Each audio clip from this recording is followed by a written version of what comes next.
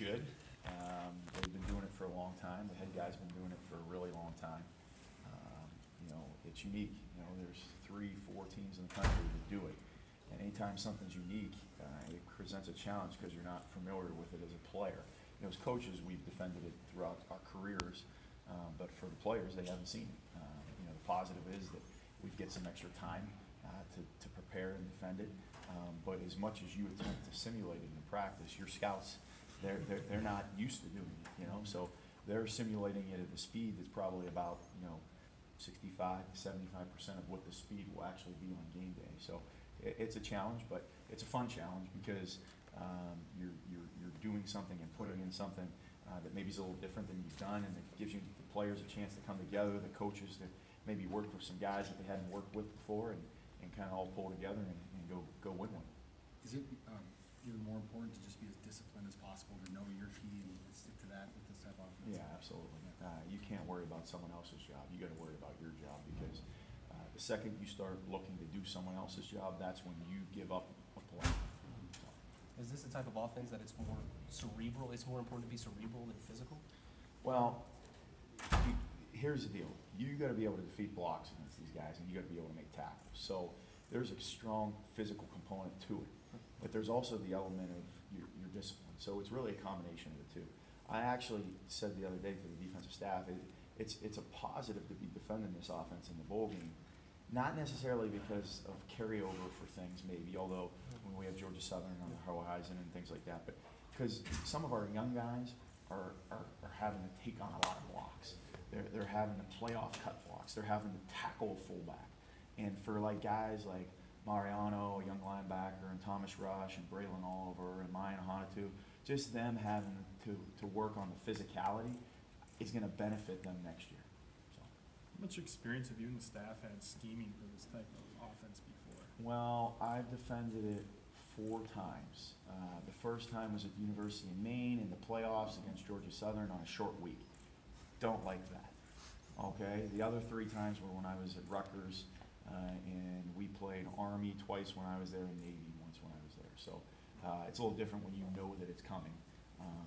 We knew it was on the schedule, which is more similar to a bowl game because hey, in 3 weeks we got it. So we're working towards it. So we've had experience, and then Marcus West had to defend it down south. It's a little bit more prevalent sometimes in 1AA football, and so we've had some experience with it. Sounds like you might be able to talk about Harrisiniak joining the staff. Did you guys overlap at Maine, and then kind of where does he fit in on the staff? Joe Harrisiniak is a guy, when I was the defensive coordinator at Maine, he was a restricted earnings guy. Back then, we only had 3 full-time guys, and he was restricted earnings, but he was like a full-time guy. We had a full-time guy leave, and we promoted him, and he was, I don't know, at the time, like 24, 25, because he was elite. And then a month later, I left, and but he was still there as the DB coach. Well, the DC left a couple years after that had replaced me, and they promoted him, and he was a DC for I think 2 years. Probably one of the younger defensive coordinators in the country. And then the head coach, Jack Cosgrove, who I got a tremendous amount of respect for, he was retiring. And I talked to him. He said, I think I'm going to push for Joe. I said, Coach, I agree with that. This guy's awesome. And so he did it. Joe got the job, and just had him in the national semifinals, which is the furthest that they've ever gone. And I have a tremendous amount of respect for him. He's an elite coach, elite person, high energy, able to connect with the players. Just an impressive coach. You were named the permanent coordinator after the Wisconsin game. Could you go over how that happened and what that meant to you? Well, how it happened was something I won't forget, because it happened after the game in the locker room, and Coach typically after wins gives out game balls, and he gave the last game ball out to me and said, for our new defensive coordinator, which was pretty special, and the thing that I'll remember most is just being with the players at that point, but it's an honor, it's an honor that Coach decided to do that, and I have a tremendous amount of respect for him and this program, and to be able to do it permanently is something that like I said, is an honor, but it's special to me, and then also just being around our guys and having an opportunity to be in the front of the room. That's something you don't take lightly. I've kind of done it at all phases, and they're all different, and they're all enjoyable. And when you get a chance to stand in front of a defense, it's always been something to me that is kind of an honor. and that you should treat it as such. So to be able to do that and continue with that is something that means a lot. What do you feel you learned coming up through the D3 ranks to make it here? Well, I'm a guy that's very partial to coming up through the D3 ranks as a player and a coach, because when you're there, you have to do everything. You know, there's no academic support, there's no weight room staff, there's no nothing. It's you, right? So you get an opportunity to see if you really love coaching the game of football, and you have to really do every job. And you get a chance to fail. You know, I was a defensive coordinator at age 24 at Teal College in Greenville, PA. No one knows where that is, okay? And I got to screw up a lot, you know, but I got to also learn. And so I have a lot of respect for people who go that route. Now, I'm not discounting the guys who are Division I guys and they stay Division I. That's awesome too. That wasn't my experience, but I just know the struggle that goes on when you're down at Division III making $4,000 a year on a meal plan. You know, that tells you whether you want to really do it or not. And I am who I am as a coach because of that time as a Division III player and as a Division III coach.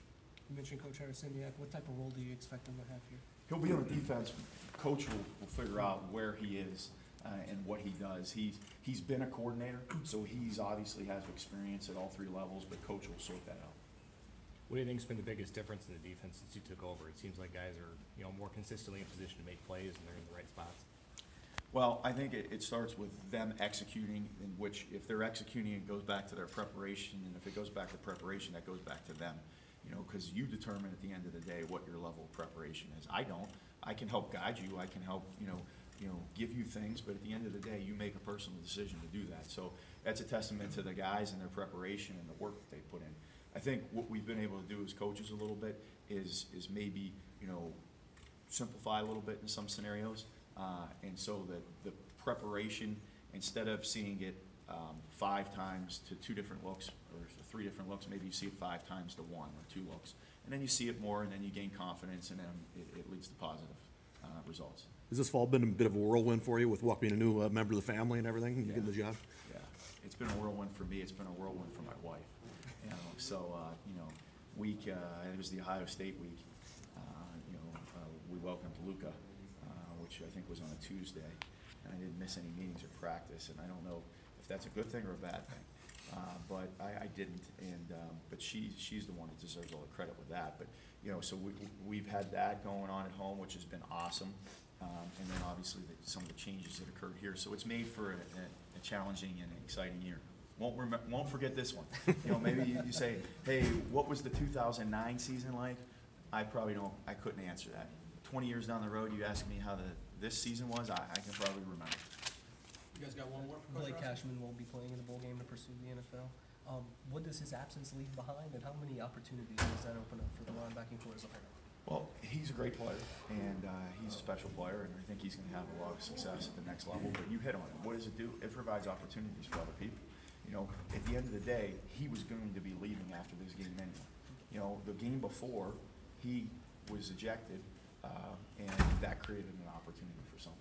And someone came in, responded, and we did something that hadn't been done in 15 years. So every quote-unquote challenge or adversity provides an opportunity for someone else. And, you know, Juju, you know, Huff came in and did an elite job for us, and that's going to provide an opportunity for him and some of the younger guys who, you know, the Marianos, the Thomas Rushes, the Braylon Oliver. So while we'd like to have them, it's also given an opportunity to other guys, and it will also be beneficial for down the road, because this would have been his last one anyway.